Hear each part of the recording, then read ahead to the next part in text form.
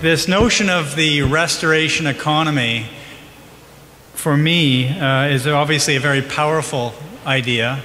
It conjures up the title for the World Economic Forum 3 years ago in Davos, and it was rethink, redesign, I'm looking to Robin right now for it. I can't remember. There was one other re in there. But there were all these re's. Rethink, redesign, renew. That wasn't quite it. But there was this notion of rebuilding the world was the fundamental piece of the idea there, the thinking there.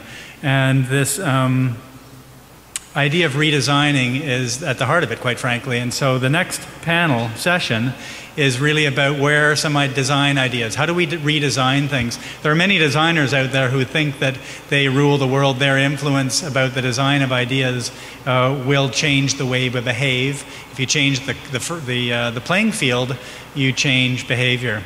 So leadership in design is the fourth panel, and it will be moderated by Rahul Bhardwaj.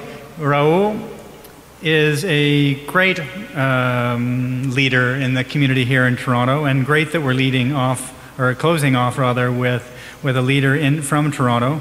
He's president and CEO of the Toronto Community Foundation, formerly a corporate lawyer.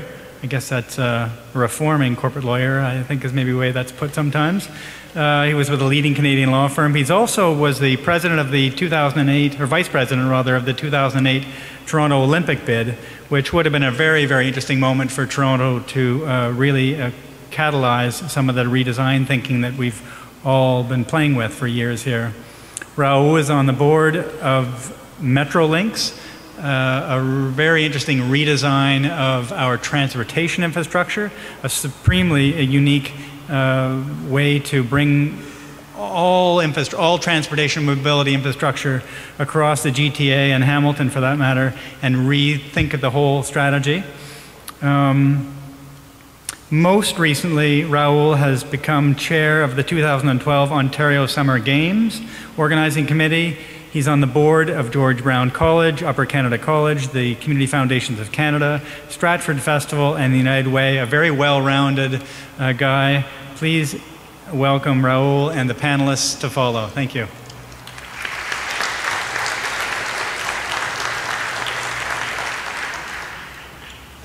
Thank you, Jeff, for that very kind and long introduction. Those are some great questions coming out of the last session, and I'm hoping we're going to be able to stimulate the same level of discussion and debate here. Sounds like you've had a very interesting day, and I can see by the look here, everybody's been using their brain cells quite a bit, so we're going to wake them up a little bit as well.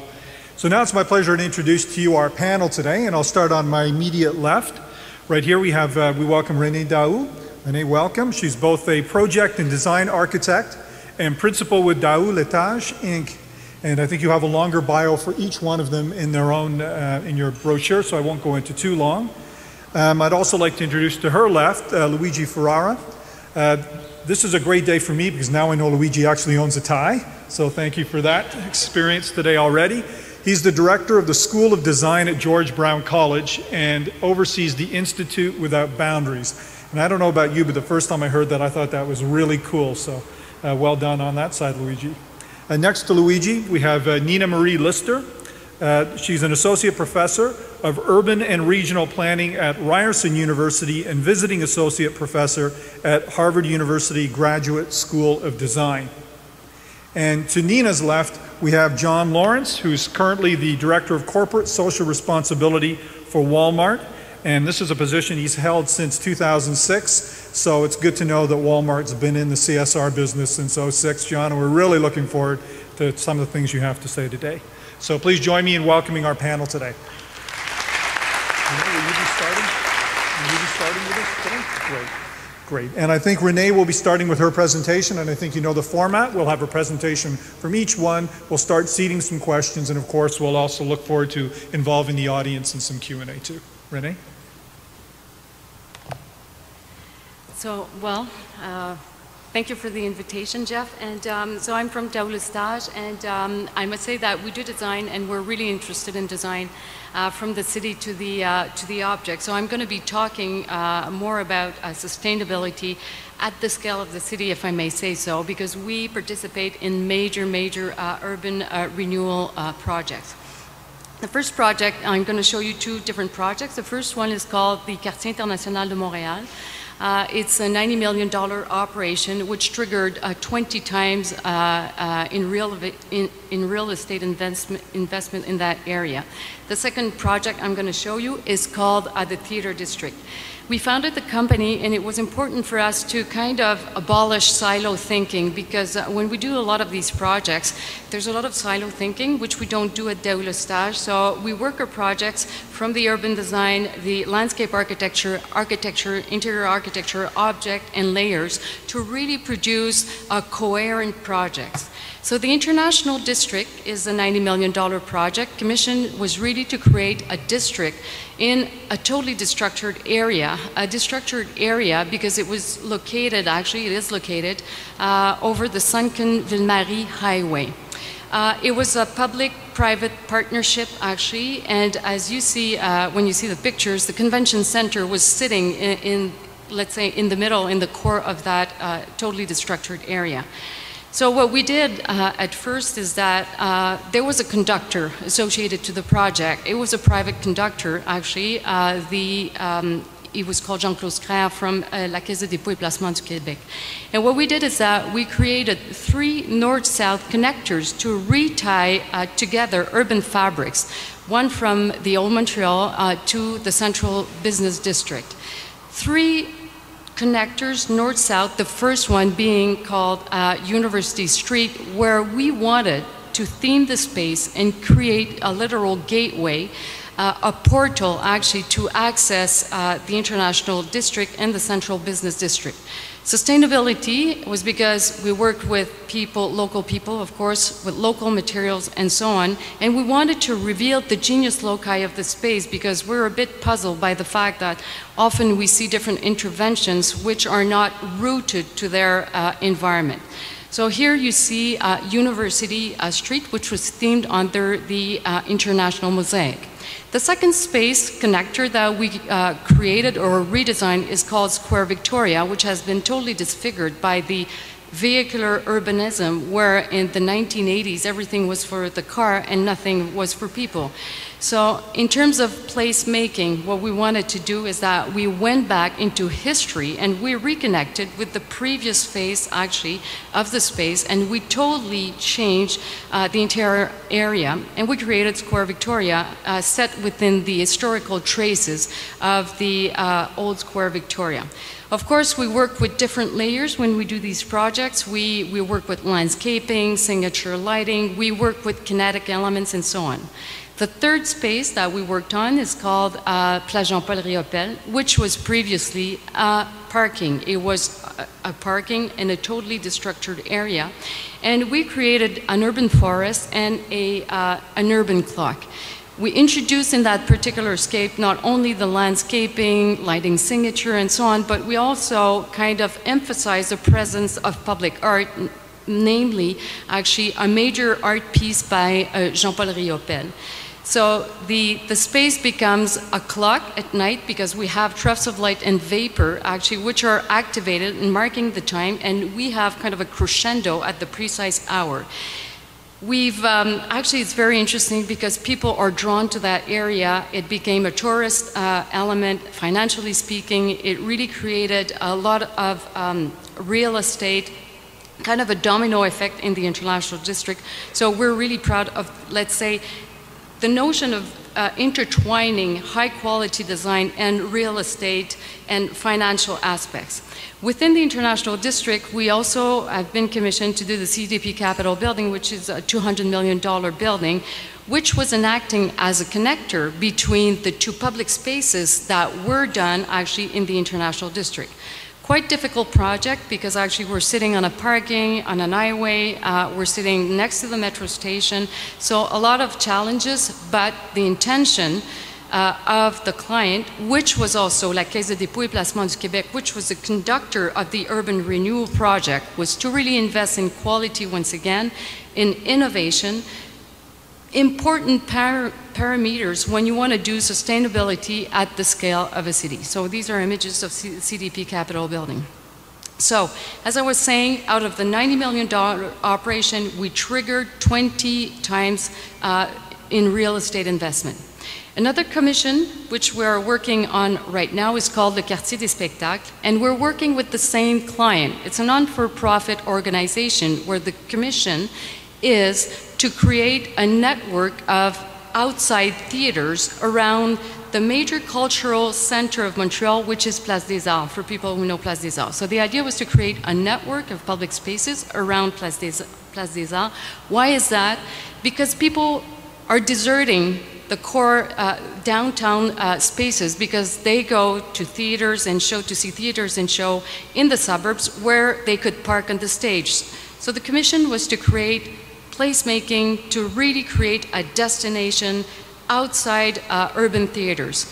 So we created, once again, a major public square, which is called La Place des Spectacles. We used also another layer, which is called, of course, the architecture, and we created new urban typologies, so little restaurants which are set on municipal land and which are animating actually the entire facades of La Place des Festivals, the east facades, because on the east facades we had the Museum of Contemporary Art, which was totally introverted.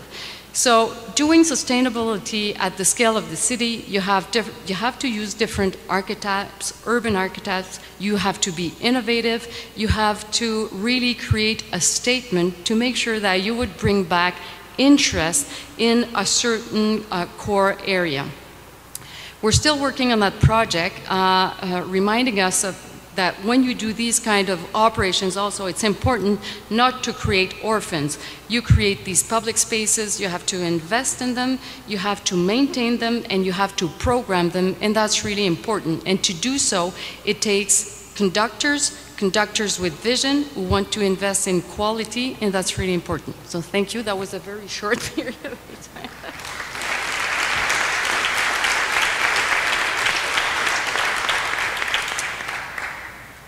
So I'm Luigi Ferrara. I direct the Center for Arts and Design at George Brown and the Institute Without Boundary, and I've had this incredible pleasure over the last 9 years to have founded the Institute with Bruce and then to have stewarded it as he moved on.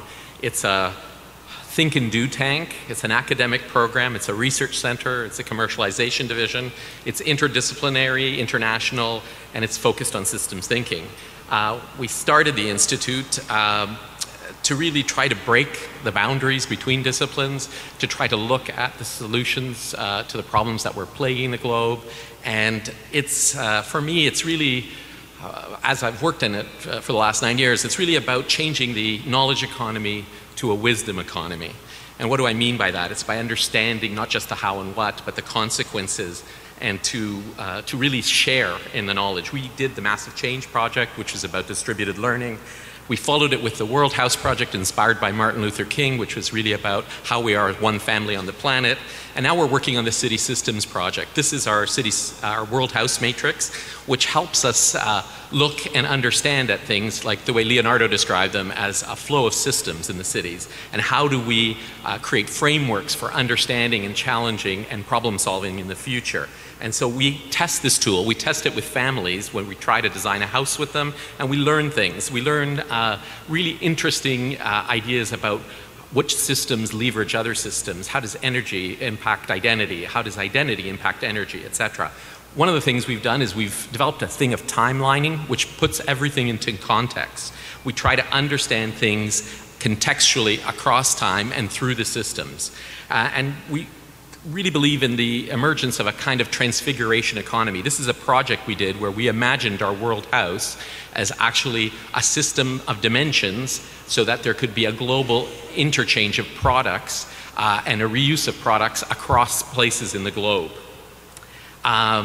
We also believe in that you don't change the world just by dreaming, that you actually have to act. And so we do design actions. This is sketching in reality. So this is our living model of our first world house. We've done a subsequent 5 or 6 of those since we made this model. But you really, really learn by what the project tells you. We're invited eventually to Costa Rica by the government to look at the issue of global impact of tourism in the rural regions and planning cities in the rural regions, 17 of them. And so we designed a greenhouse, and what we learned here is that there really is not an answer that is global or local, but it's actually, there's a global mix that's critical, and that we have to look at local and global things interacting in a proper way. After that, we did a project called Renovating Your Neighborhood. We did this with Evergreen, and we were inspired by their work. And what we were trying to do is reimagine our suburbs and reimagine interventions by communities to change them with small, medium, and large interventions so that they would transform over time. We know we have to renovate everything that was developed in the 1950s and 60s if it's going to be sustainable for the future.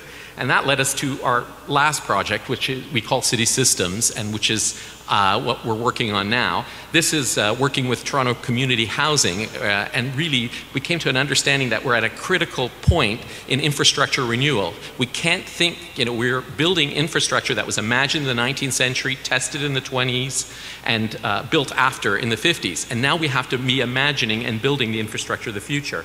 So this next project, we actually worked with a city in Chile that was totally in need of transformation. And through each of these projects, what I'm finding is that a lot of the things that we think we know about sustainability are untrue. This is a project where we're actually working with the mentally addicted, the mentally challenged, mental health people and addicted people. And the lie that everyone wanted to believe is that they couldn't live together.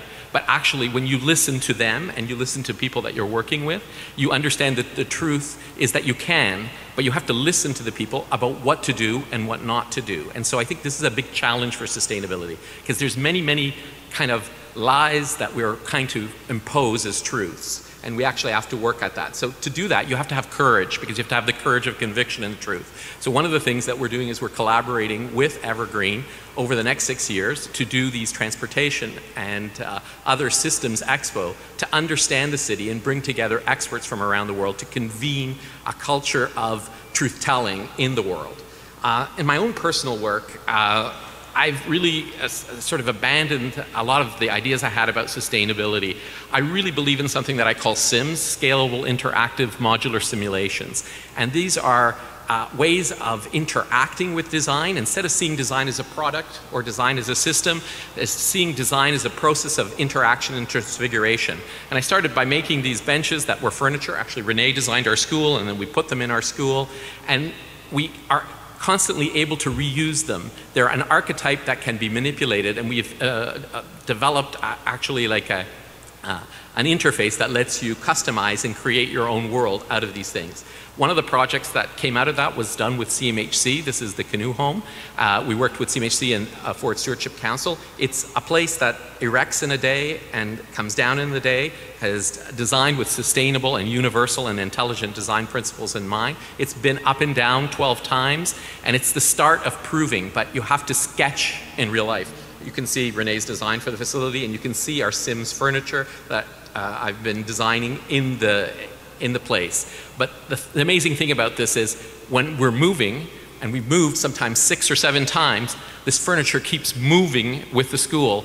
And the exciting thing is no one wants to throw it away. But that's a big problem. So here's another version of a Sims. We call this one the open lattice, as opposed to the other one, which is the benchmark. And the open lattice for me is a way of building everything so that all things are included in it. And for instance, here you've seen this cross in wood. Here, the students have taken the open lattice, turned it into an exhibition. We've reused that open lattice to do another 5 exhibitions. And actually, we're now using it to build an eco shed, which we hope will power houses in the future, so that instead of having to renovate your house, you just stick your eco shed in your backyard. So we're a big believer in distributed solutions. So here is the open lattice, again, as an artwork that I created for Louise Alexa of Decla. And here you see symbols of love from every different country. And it's actually made of fossil fuels. It's acrylic. And for me, it's representing how fossil fuels should be used. They should be used for things that are permanent. And the symbols of love are really about what we need most right now, which is we know that when things aren't working, it's because it's usually we're failing to love. And I think actually, if it's not working in your marriage, it's not working at work, it's not working in the world, it's because we're not sharing properly or loving properly. Thank you.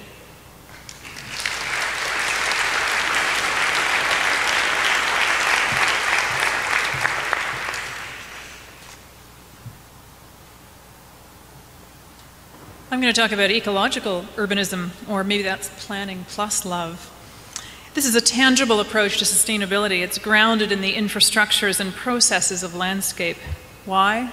Because as we've heard today, ours is an urbanizing planet.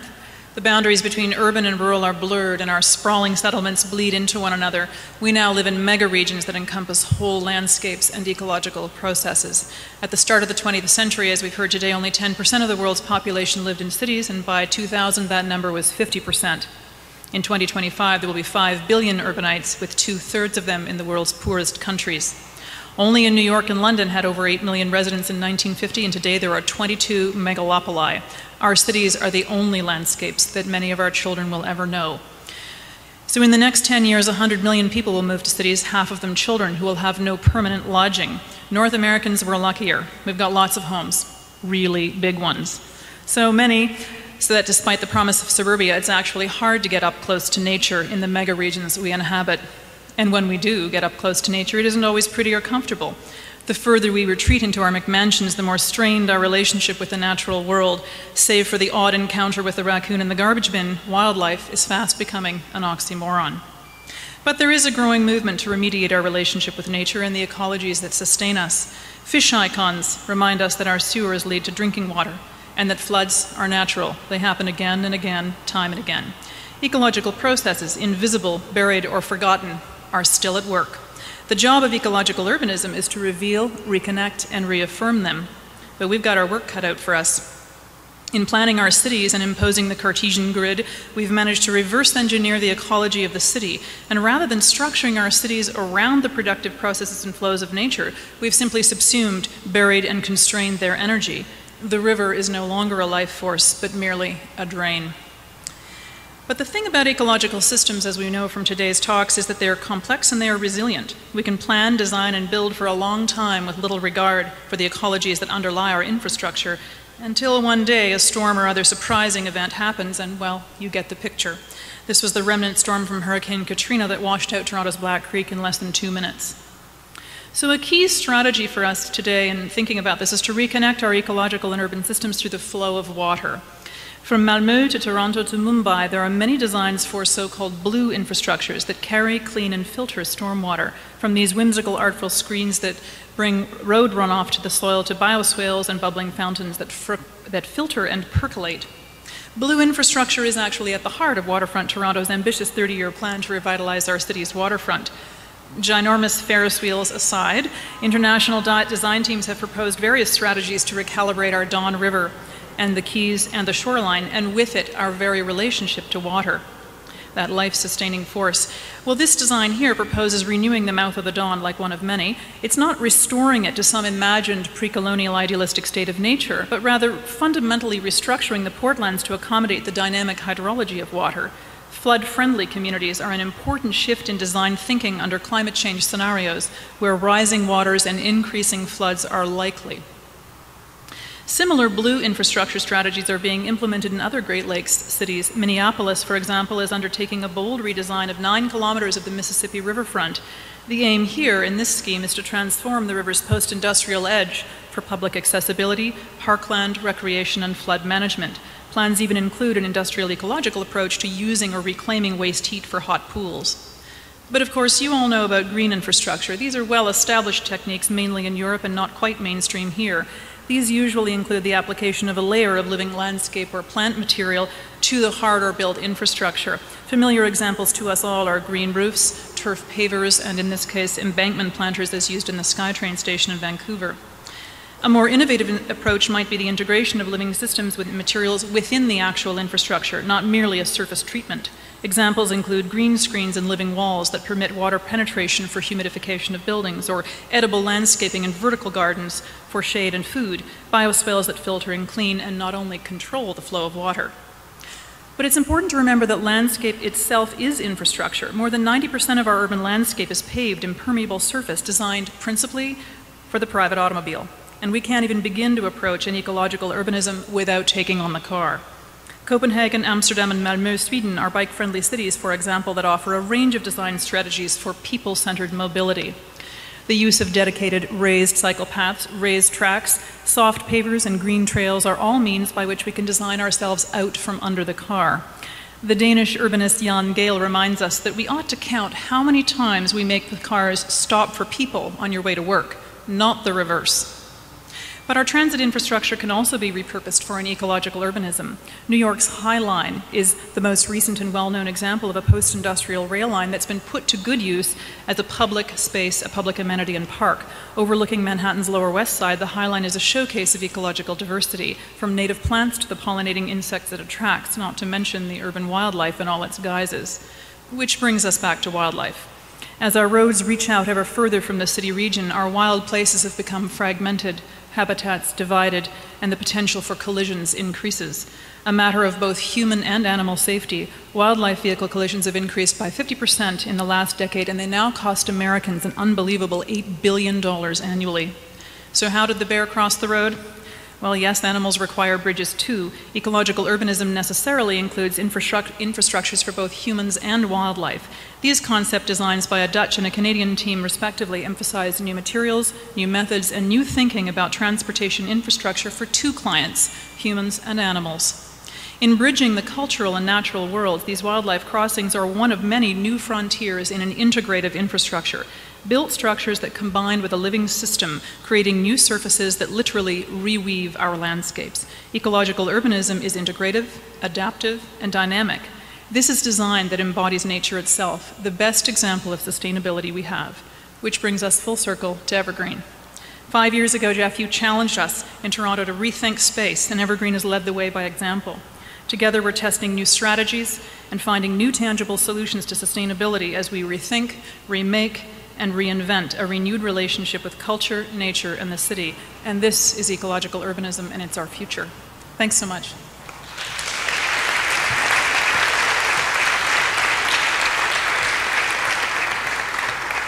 Hello, thanks for letting me be here today. I'm John Lawrence, Director of Corporate Social Responsibility for Walmart Canada. I want to talk to you about how our sustainability program aligns to our business and how we're designing our buildings to be a bit more efficient. We're still learning. We have a lot to learn, but we are certainly working on it. Before we jump into that, I did want to tell you about a program that we just launched last week, and it's the Walmart Green Student Challenge, and there's a bit of information about it in your program. And we're looking for the best ideas in design around business sustainability from the next generation of students, so post-secondary students across Canada, and there's $100,000 in prize money, of which $30,000 would go to the winning student. So take a look at that, please. In 2005, we launched 3 broad aspirational sustainability goals. And these are them: to be supplied 100% by renewable energy, to create zero waste, and to sell products that sustain people and the environment.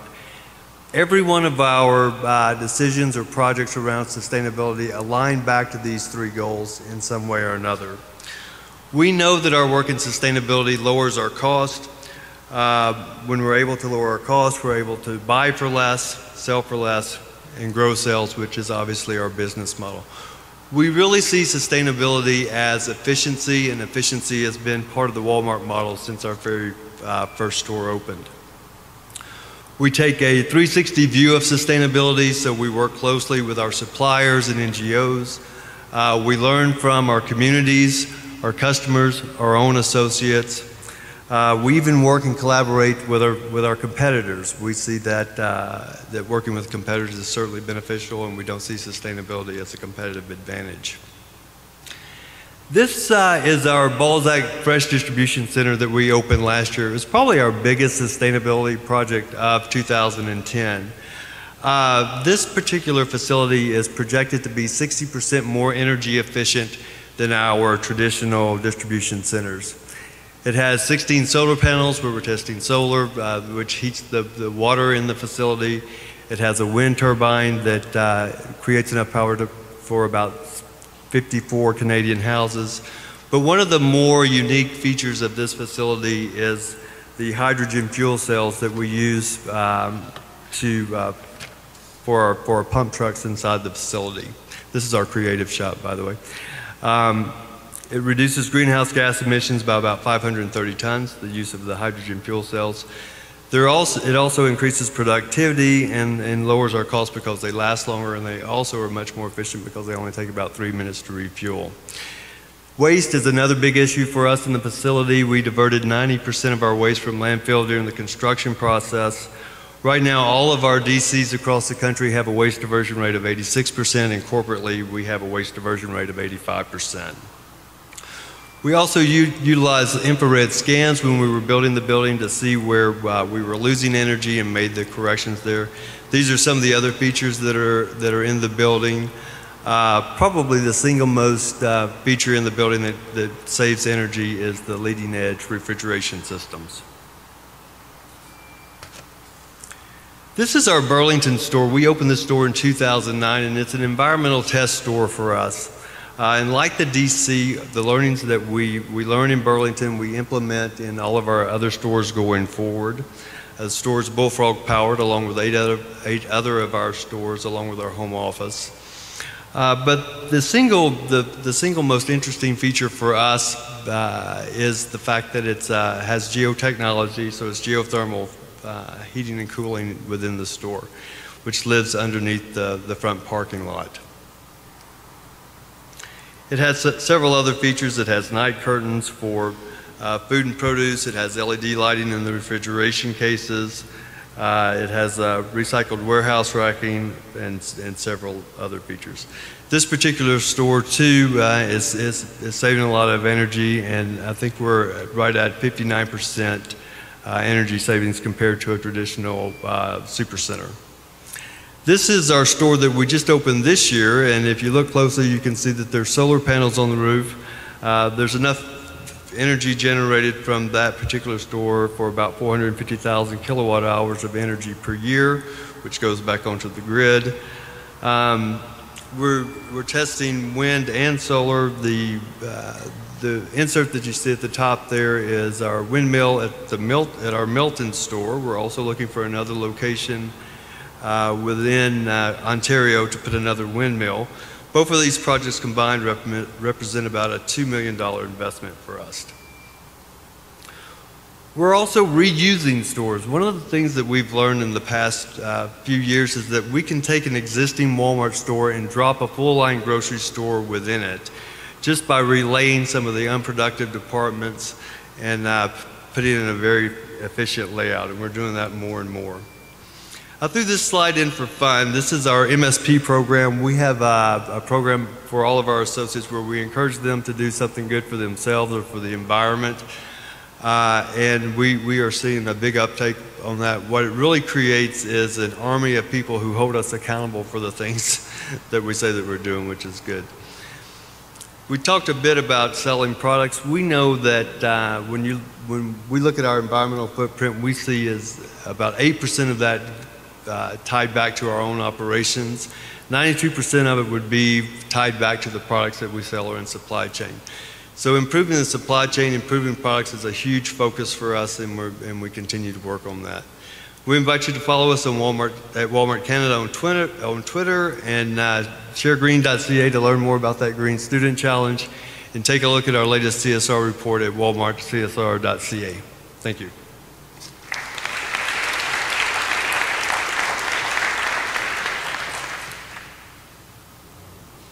Well, that was quite a tour through design. Now let's have some fun and start digging into some of the questions that'll arise out of this. When I saw that the topic was about leadership and design, that got me thinking about design and leadership not only together, but sort of in the reverse order that we've had it here. And what I'm driving at is a little bit about what Tom mentioned on the last panel at the end when he was talking about science and knowledge and its limitations on informing leadership. I'd like to sort of start off by looking back at this group and saying, in your estimation, how does design connect with leadership? What's the connection between leadership and design in developing livable cities? Now, if that sounds like a Design 101 exam question, forgive me on that, but maybe your thoughts on that to kick it off. Perhaps Nina? Well, design is the manipulation of matter and energy, and we lead by example. We build things, and we make things, and when we make good things, they are exemplary, and they show people that it can be done and it will be done.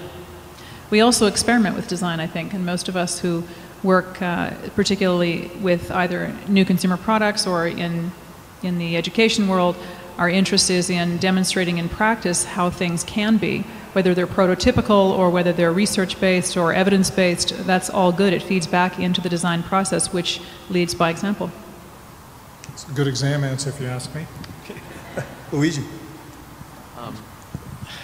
It's interesting. I think for me, design is fundamentally how we share. I mean, the fact that we design is actually a reinforcing in the world of what we know to be true. So, you know, I'm looking at that chair and you're looking at that chair and we're saying it's a chair, right?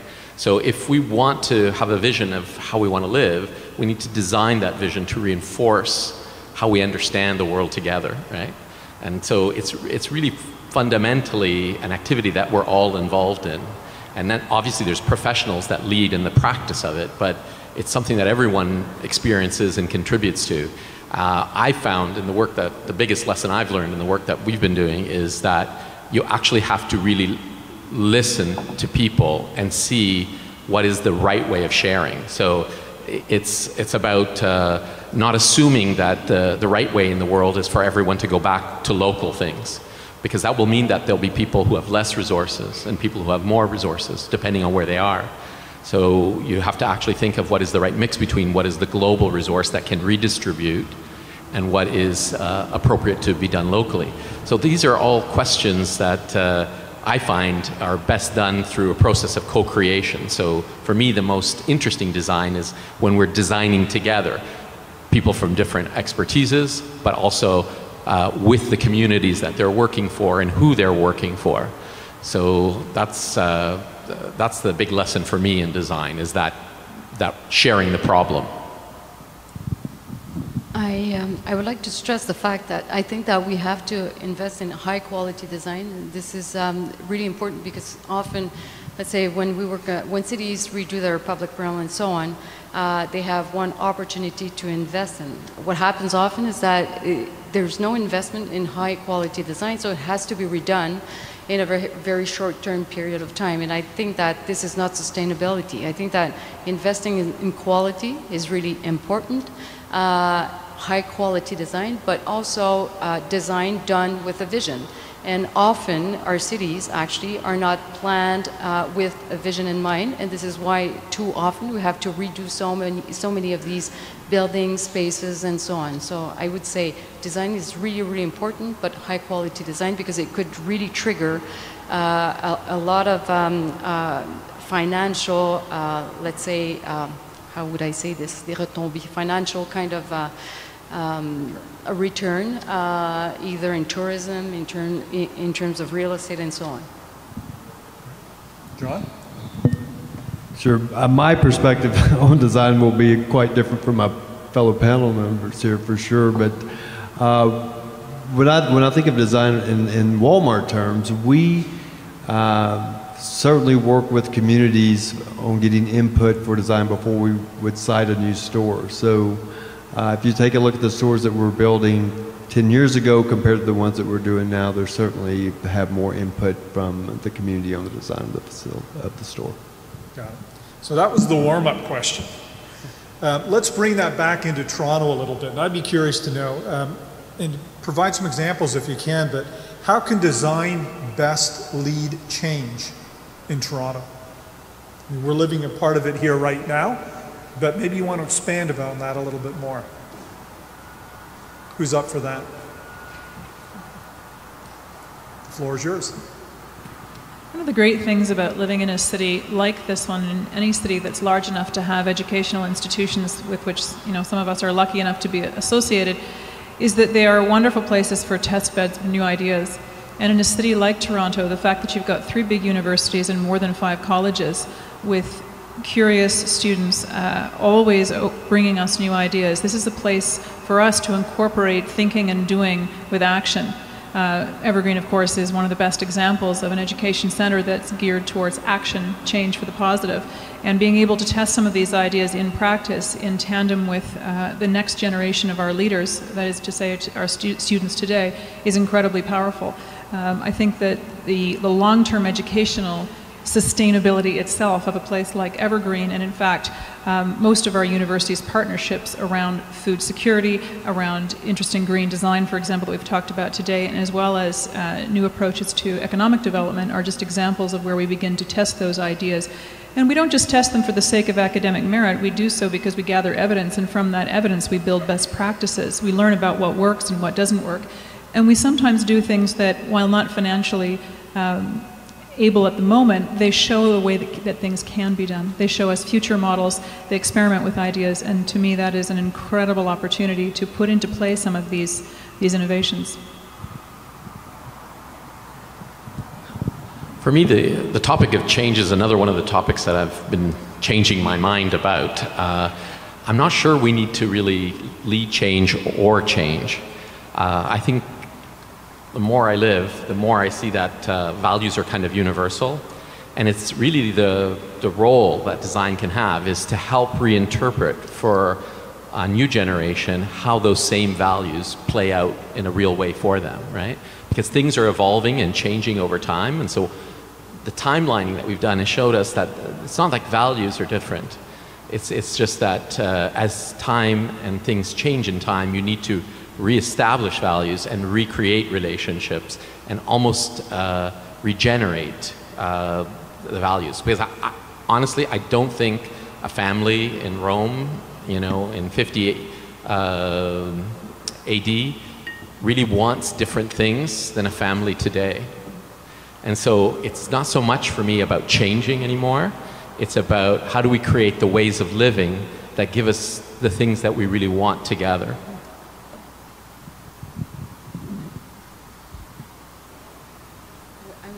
I would like to have the question again because what could we do for Toronto, right, in terms of... Sure. In fact, you've got a particularly interesting perspective. Yeah, being well, from outside.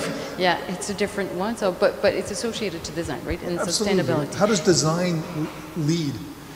I think that well, this is a battle. I think that cities, actually, Toronto and Montreal, actually throughout Canada, we don't recognize design enough at the scale of, let's say, the permanent culture is not really recognized in a lot of the cities in Canada. By permanent culture, I mean urban design, landscape architecture, interior architecture, graphic design, and industrial design. I think that we could invest more, once again, in high quality design, which is not necessarily the case right now. I know you have all sorts of discussions with your new mayor and so on, and I guess that, design and high quality design is not necessarily kind of the base of the thinking right now or permanent culture. I think that a city should really invest in this permanent culture. I don't think Toronto is good though, because after the SARS, what we must say is that it was pretty impressive. What happened is that you invested in ephemeral culture when you had your, there was a Rolling Stone show, whatever, because the city was doomed. Nobody was coming back to Toronto. You invested in ephemeral culture, and then afterwards you had the intelligence. I don't know who had this vision, but how it came about. But you had this vision of investing in permanent culture. So you created all of these very interesting cultural buildings, actually. And what's interesting is that you invested in sustainable design because you had some architects coming from outside, international architects such as Foster, Arab, and so on, and you had very good architects from Toronto actually doing these buildings. So I think this was really, really interesting. You invested in quality design and you were focused because you did cultural buildings and venues, and you created a destination for Toronto. So Toronto went from not so interesting to very interesting in terms of the cultural venues. I think that the same kind of thinking should be applied not only to the cultural venues, but let's say to residential buildings, to public spaces, and so on. And it's not necessarily applied now because often I say, I don't want to insult, in Toronto versus Montreal. In Montreal, we don't have a lot of money. In Toronto, you have tons of money. So whenever you start architectural project, it's legal architectural because lawyers just try to figure out how would I negotiate more density. They're not thinking about how does my building interface, you know, with the public realm and so on and so on. So I think that there should be maybe a shift in paradigms where design should be maybe a little bit more important for all of these interventions. Yet, Toronto is very interesting, as a very interesting kind of, with all of the cultural buildings that have been done over here. That's great to hear. It's very rare to have somebody come and tell us we're actually doing something good and we're likable, even more so to tell us we got a lot of money. But I'd be curious, just as a follow-up on that though, in an era of so many competing priorities, you've talked about, you've used the word permanent design a number of times now. How do you make the case for permanent design in an environment where everybody's scared, worried, and where we're concerned that we don't have the money to do those sorts of things? Well, I think there should be more team working between designers and financial people and developers. And we were talking about a lot of team working this morning, you know, concerning sustainable kind of views on things. And I think that once people realize when you have high quality design, how much, you know, it would mean in terms of financial success, in terms of increasing real estate value and so on, I really think that there should be more multidisciplinary work between the major actors associated to building a city. And I don't think that we have these programs. And I don't think that also there should be leadership from governments and, you know, with specific program. They should be investing, of course, in sustainability at different scale, at the scale of the city, at the scale of buildings, at the scale of public realm, and so on. There's no such programs right now, or I'm not sure, not in Quebec anyways, there's no such program. So I think it would be interesting if there was focus, but there was a global vision associated to that. Nina Marie, you wanted to jump in? Yeah, I would just say that there is in some respects, and we have an excellent example in front of us of a shared asset, and that's one of the ways you get people involved across sectors and across disciplines. The shared asset being our waterfront, our front porch, on which we've turned our back for the last 30 years. And we've invested significantly in recognizing that that asset is not only an opportunity to reboot a flagging economy and to reinvest in an area and provide homes for people, but also to paint a picture of what will happen if you don't do it. And in this case, you're looking at an area that is open to flooding, severe fluctuation in lake levels, has a number of environmental mitigation risks associated with it, and it's costly, but it's also a tremendous asset waiting to happen, and we've already seen no less than 30 different international design competitions that have demonstrated tremendous leadership. In fact, I have to say that when I go to my other studio south of the border, I hear nothing but curious questions and praise for a city that has invested intellectual energy in good design, much of which has yet to be realized. And we just saw a tremendous example of the public rallying around a vision for the Toronto waterfront that actually did not include a ginormous Ferris wheel, a mega mall, and a monorail. Luigi, John, either of you care to weigh in on that? No? So let me push the boundaries a little bit, and then I'll jump back to Tom for questions in a second. I've heard the case being made for design and the importance of design in the context of competing priorities. All I've heard so far, as important as it is a business case for design. I've heard about tourism, I've heard about the economic side of it. What if you can't make the business case for design? Is there another case to be made?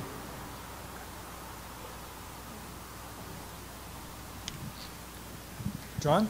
Well, in our case, I think that there is. I mean, certainly making the business case is a huge priority at Walmart.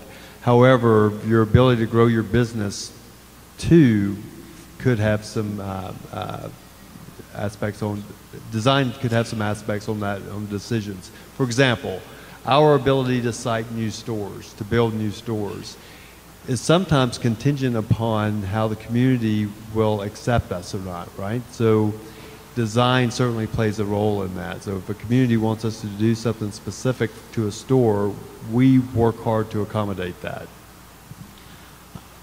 I think this is always a challenge. It's a challenge between the design and the business community, and it's kind of a false challenge. And this is where, or my learning experience is, I'm trying to get away from either or situations and to realize that things should be both and. So you're always, trying to look at it at, design, business is always trying to come to the best bottom line answer, so the one answer, and design is actually always trying to explore all the possible answers to see which one is most effective and generates most result. But, to quote Heidegger, a good technology is one that actually enables more things to happen. I think, for business, there is no good business if more things aren't happening, right? So the idea, and I think this is a changing idea as well, is that there doesn't need to be one answer. This morning I saw a lot of discussion about what could be that one answer, or castigating ourselves because we haven't done enough. But really, it's not about one answer. It's about many, many answers. And the more answers are, the more people will find the answer that works for them, and the more interaction between the answers will grow. And that's, I think, that's what's coming out of that distributed paradigm. So, you can't, there should never be just a business layer on something. And business knows this. That's why they have balanced scorecard, right? Like, the best thinking on business is telling you got to look at it from more than one perspective, because then it doesn't really last. So looking at things from just the one way is not going to work. And it's not even going to work for designers. They have to think about business issues. They have to think about other issues as well. Most of the problems that we face today are not business problems. They're political problems. They're problems of governance, and they're problems of having used our resources in a way that does not provide sustainably for the future.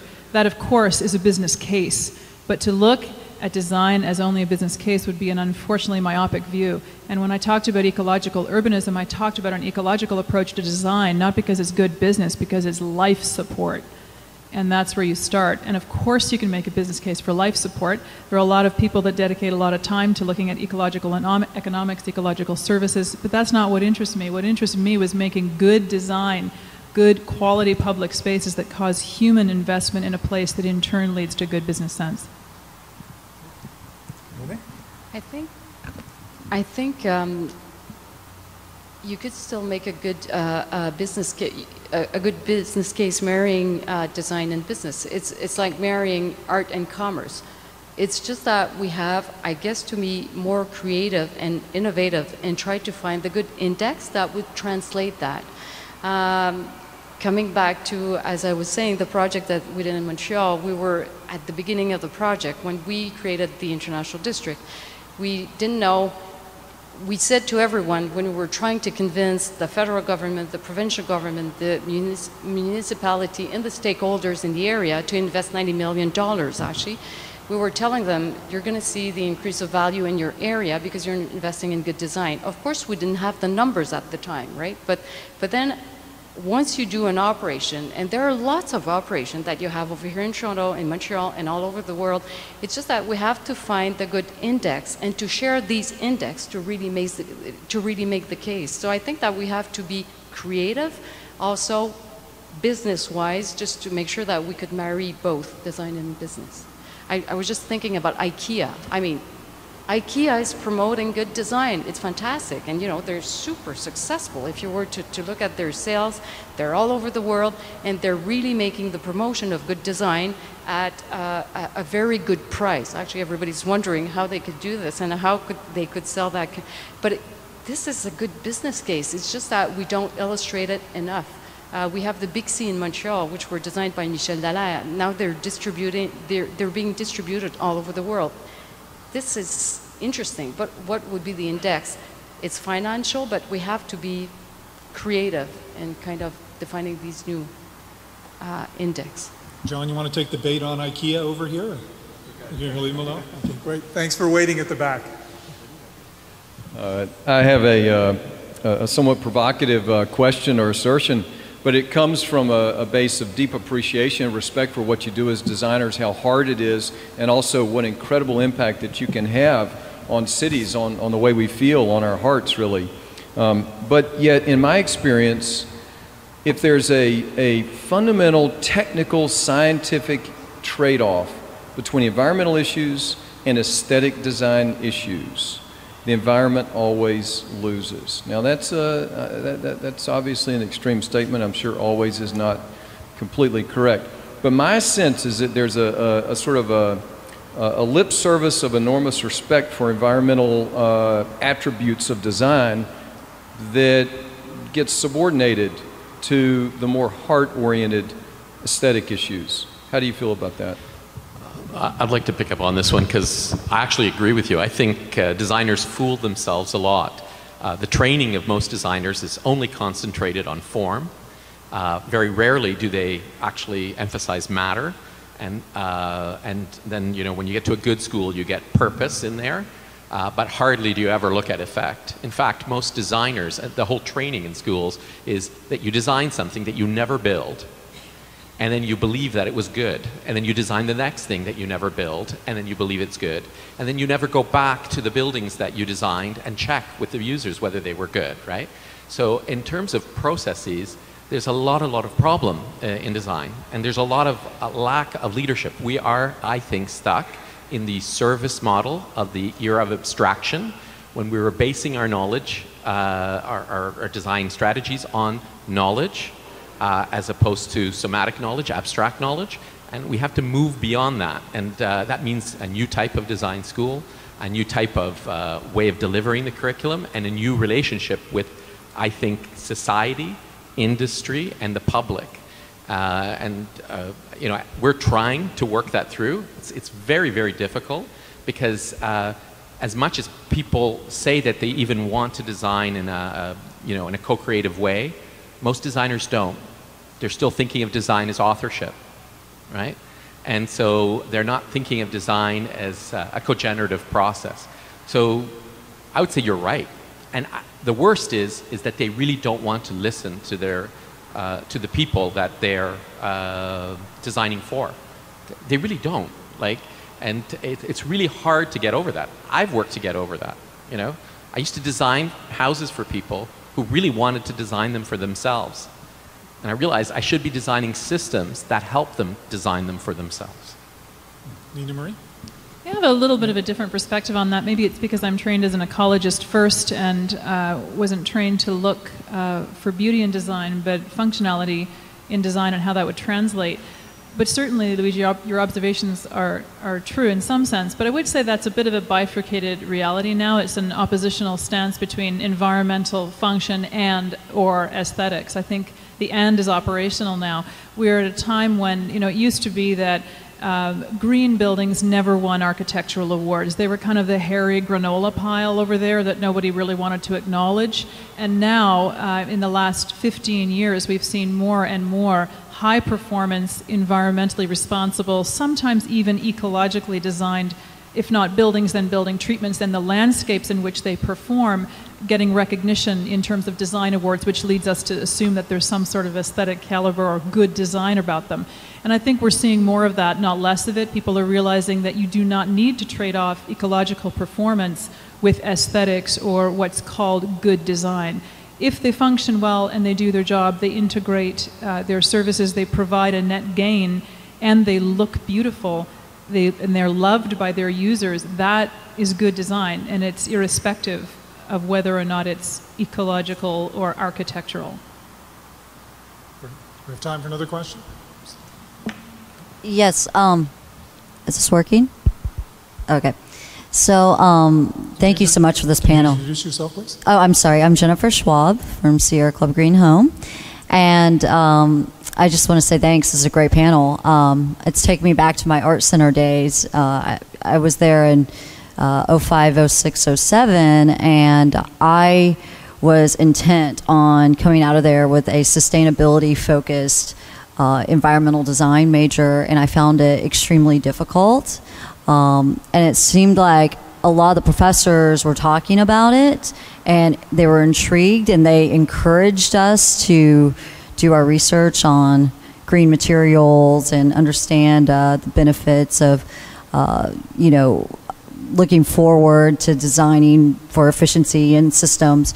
But when it came down to it, when we were in the shop at night, everybody was using toxic materials.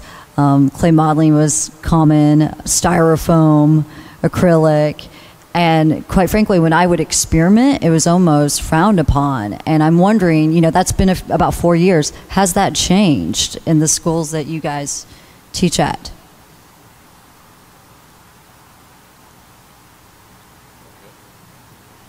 Well, I should qualify that, my answer, while I'm nodding my head. The school with which I'm currently affiliated, the Graduate School of Design at Harvard, has adopted an incredibly ambitious approach to incorporating ecology across all 4 streams of Masters of Architecture, Landscape Architecture, Urban Design, and Urban Planning. It's integrated across the streams. Their modeling shops don't permit the use of toxic materials in any way that is not ventilated, or, you know, they're still allowed, but they're controlled. And I guess the most telling thing for me was to walk across Harvard Yard and see the banners unfurled by President Drew Faust last spring on Earth Day that read, "Green is the new crimson." Wow, that's great. I mean, we've tried to work with the curriculum to encourage experimentation, especially experimentation in sustainability and direct action, as you saw from the slides that I was showing. We've also tried to incorporate a business aspect into all of the design programs, so that there's a sense of everyone has to do a prospectus for their project.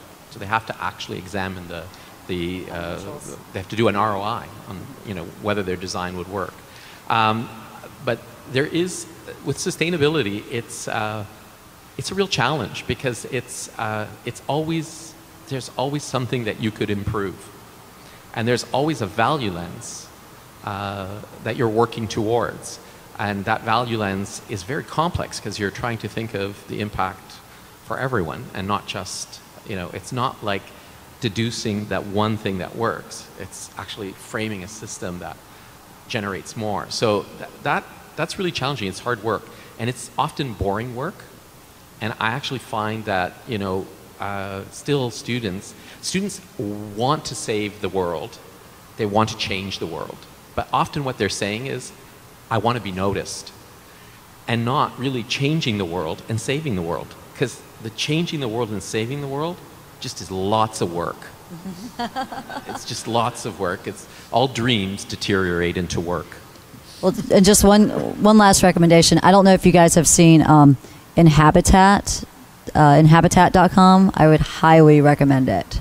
It's one of my favorite websites out there. It's all green architecture and smart, good design. Renée, you had a comment? Yeah, it's just it's fantastic that schools do teach sustainability, but I must say that the market doesn't follow this trend right now, and probably it should be so, because, for instance, you know, we start designing and we do, let's say, lead projects, but then often, you know, at one point there's a premium associated to that, and of course, you know, money being money, actually. And often, you know, we have to revise the projects to delineate, let's say, that component. So I think that there should be, you know, political or will should be also associated to sustainability, which is not always the case right now. So as we're getting ready to wrap up, I thought I'd close it off with each one of you having an opportunity to comment on something. You're all connected by design in some way or another, but they're all in very different contexts. So I'd be curious to put to each one of you, what's your hope for the future of design, particularly in your own silo, if you allow me that word for a second. John, maybe your thoughts. Sure. I think for Walmart, we would like to see stores that are much more efficient than we're rolling out today, and we're certainly making a lot of progress, but there's more progress to be made. So if I could just throw in a quick plug for the Green Student Challenge one more time. If your schools are interested in participating in that, take a look at sharegreen.ca. We would love to have you on board with that.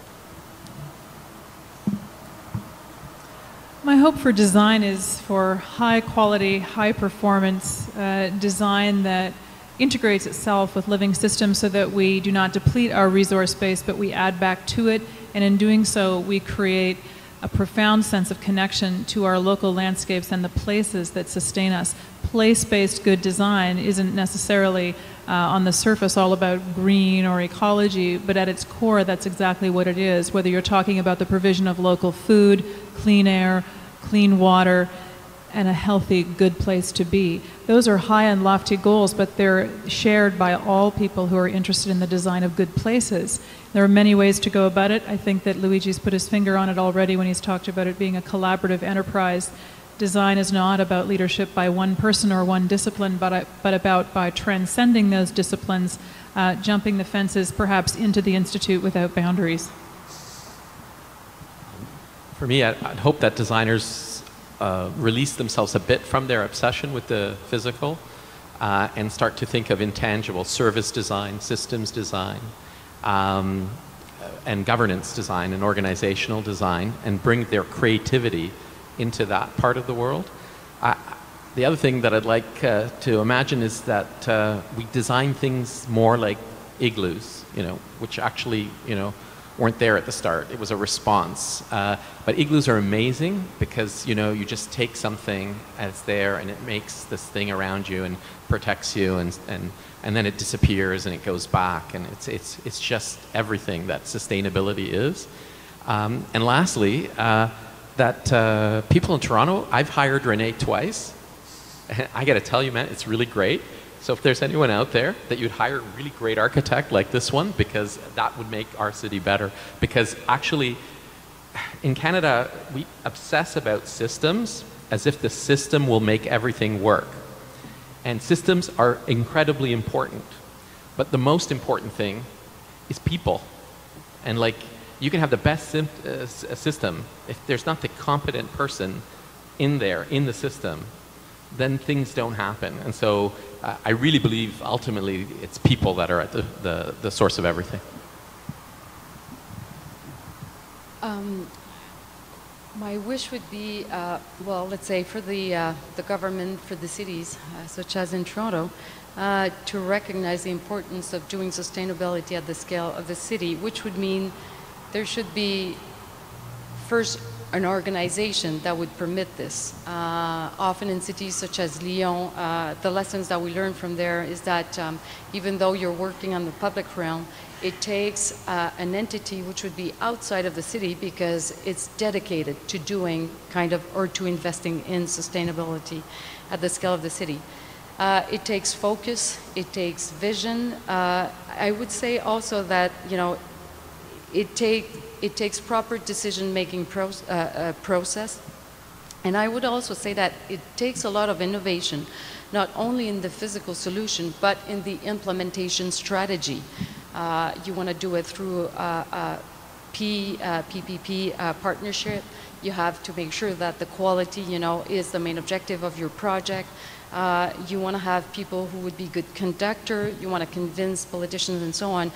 You were talking about the waterfront. It's the waterfront. I've been on the waterfront design review panel, and it's been quite a journey. I mean, it's a very interesting process. Mind you, the time frame of these projects are quite important, and we're losing it a bit in Toronto, and that's a bit sad. So what I would wish for is that cities would be convinced to invest in really global vision. They would be investing the proper money, they would be having creative and good implementation strategy, and it would be team working between design people and financial people to create better cities. Well, thank you very much, and everyone please join me in thanking our considered opinions from our panel.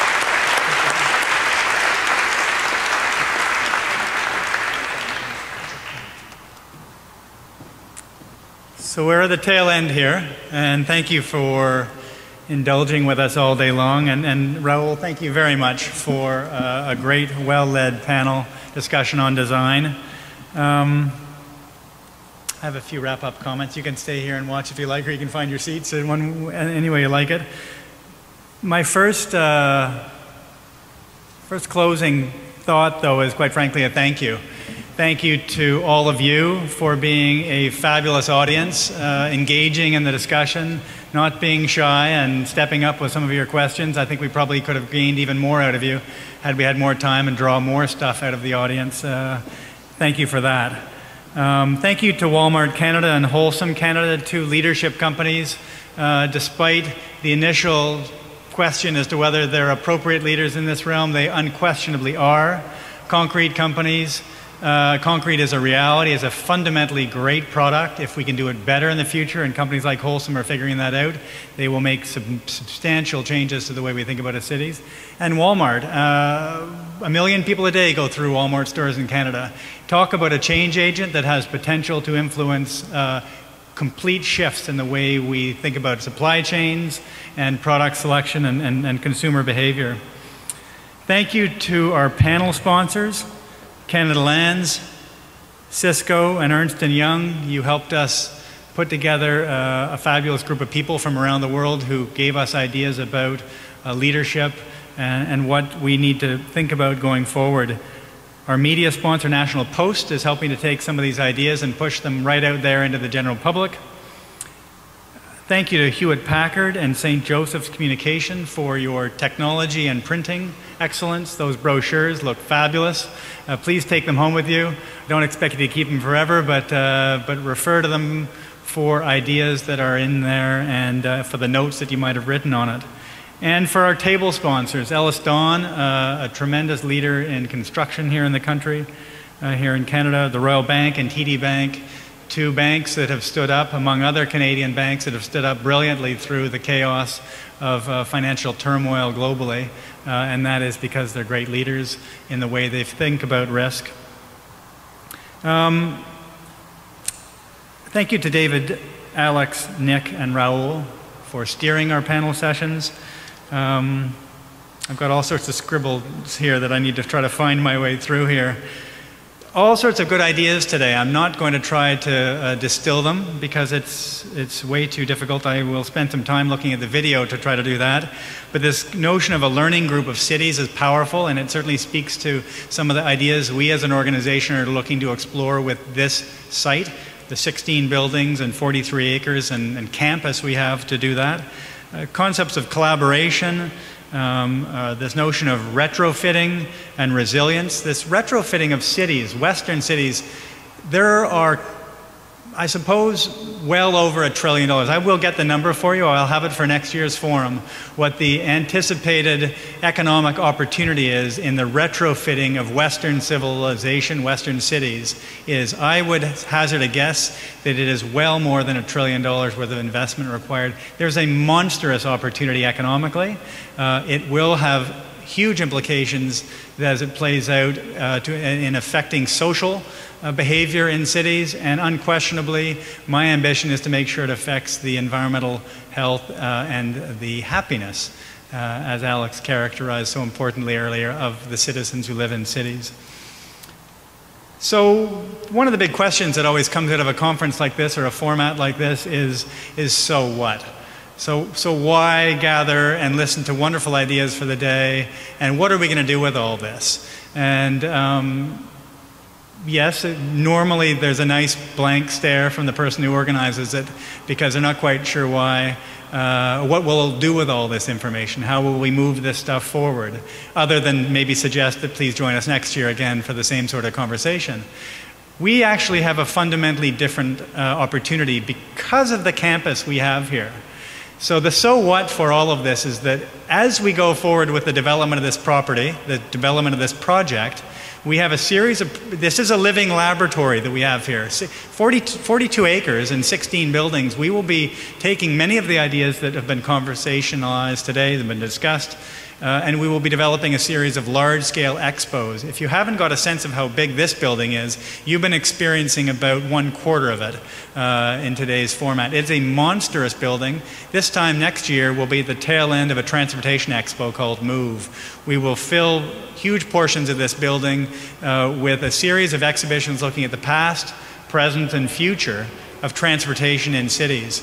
We'll do a similar expo on energy, on water, on waste, on urban design over the course of the next 6 years. We will take ideas that are pulled from these forums and we will plug them into a very community-oriented format where we expect to bring people from our fabulously successful farmers market in to hear about what transportation ideas are possible in this city, among other cities. So the so what is in exploring on the site these ideas and actually putting them into practice and delivering them on site. So the quick request of all of you is to help us do that. Help us put these concepts, some of them are real, some of them are imaginary, and test them and make them real and make them available for the general public on site as we develop this laboratory here. We do want to develop this network. You represent a fabulous network of people, of thinkers, of actors. We want to knit you together over time and use this group to affect change.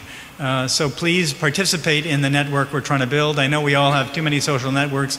We all get too many emails, but we'll try to make it worth your while.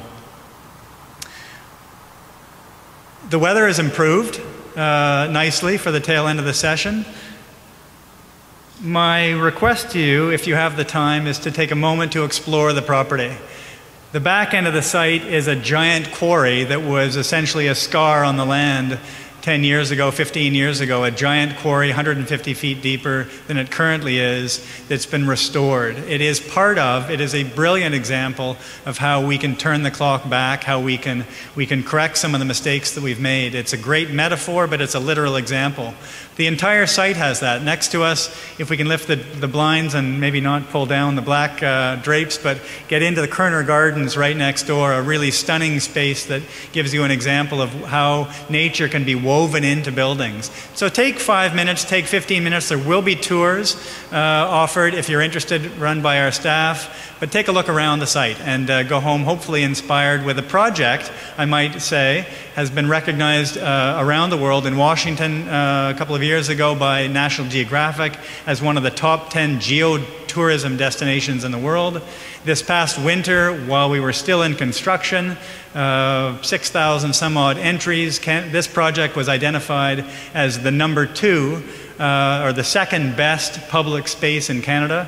We were still a construction site, so hopefully we'll rise up the next time they do that, that consideration. It's a LEED Platinum facility. It's a place for all of you. It is a public asset. The federal government put $20 million in. The provincial government put in $15 million. And the general public, we still need a little more out of you, another $5 million, to be perfectly honest. We are still looking to close the gap on the capital campaign. But $20 million has been contributed by individuals who think of this project and this site as an investment in our collective future. So please consider that same idea. So with that, thank you very much, and enjoy your evening, your afternoon, and we'll talk to you next year. Thank you. Oh, thank you. I'm going to point out one person who keeps me in gear all day long. Aurelia, who, please come on, join me up here. Aurelia began with us as a volunteer years ago. She became a very active shepherd of small projects running around the organization. She ran this event. She did a stunning job. She is my assistant. She keeps my life going. She's actually not my assistant. I feel like I'm her assistant, quite frankly. So together we put those together. Aurelia, congratulations. You're welcome.